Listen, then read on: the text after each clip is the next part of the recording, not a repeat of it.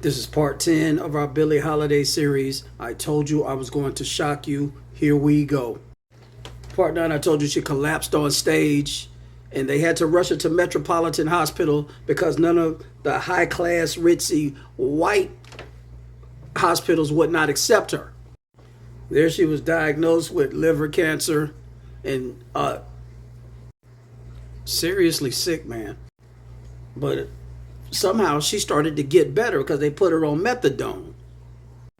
But when this loser caught wind of it, that she was in the hospital, he came up there, visited her, just to arrest her and her husband, put them both in handcuffs, went through their stuff, found out that she had heroin or cocaine, I can't remember which one, and arrested her on her deathbed.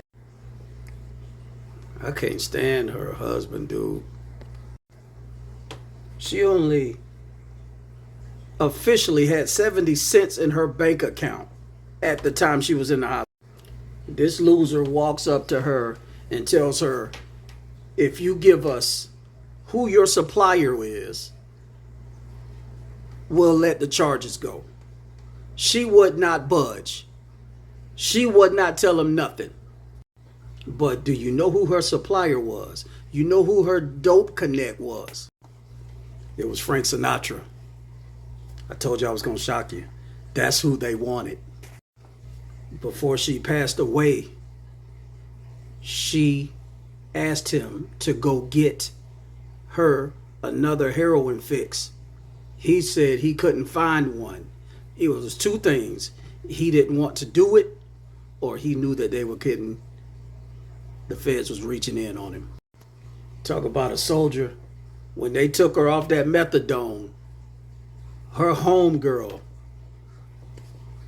Annie Ross, was not having it. She let them have it back then. Clears everybody else out the room, and it's just him and her. And shortly after that, she passes away. But before she did, she was clever. Her publicist, her book author, was there with her too. She asked him to make sure I don't pass away broke. So he made a fundraiser for her and raised $750, and she stuck it in her vajayjay. And then when she passed away, she had the nurse to give it to him so she wouldn't pass away broke. This was all $50 bills. We got to do a small ending.